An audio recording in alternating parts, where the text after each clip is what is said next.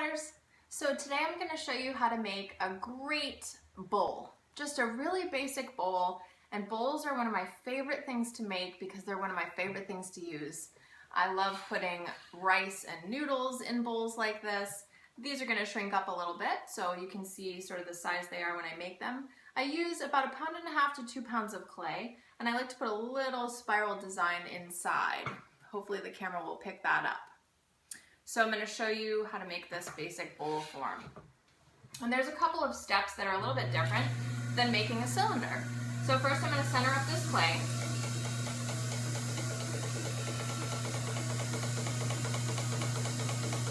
The ticking you hear is that green bat just adjusting itself on my bat pins.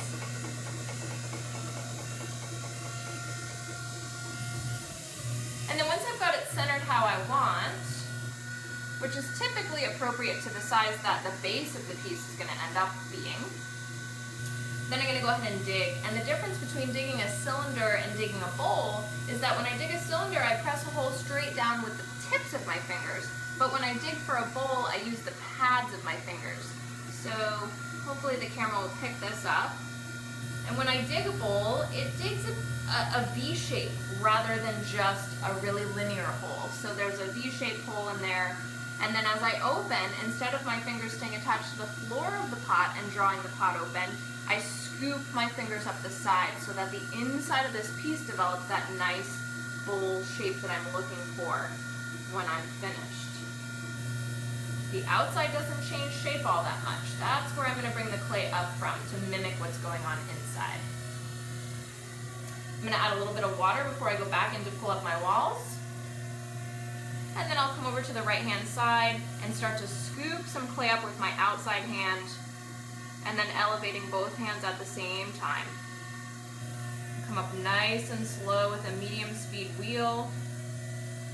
Keep your arms nice and steady as always, hands connecting. Scoop off some extra slip there. Go back and scoop up any clay or water that's stuck inside, and add a little fresh water. Go back for another pull. So as I'm pulling, you'll notice that the pot on the outside is actually becoming a bowl form. Unlike a cylinder, you're doing a little bit of shaping as you're pulling up. But the final shape will happen when I use my rib tool or my kidney tool. Again, going back in, cleaning up the inside. Probably do one more pull here.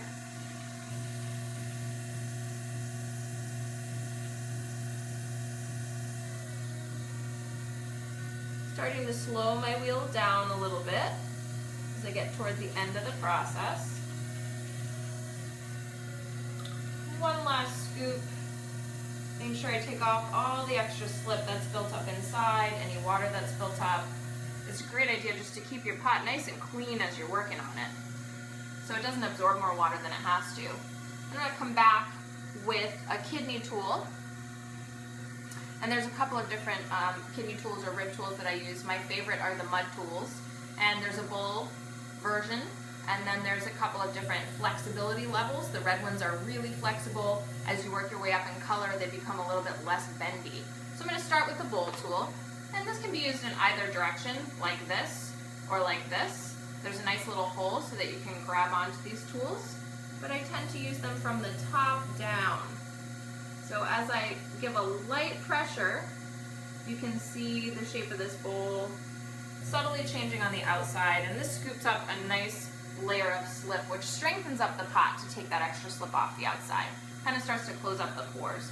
And then I go back with my red tool and I finish getting into the bottom, giving this bowl its final shape.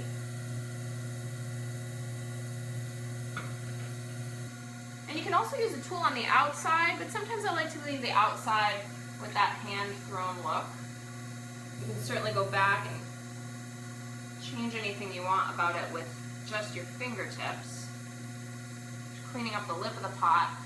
And then a couple things before I'm ready to take it off the wheel. I like to use this tiny piece of chamois right along the outside edge or the lip of the pot.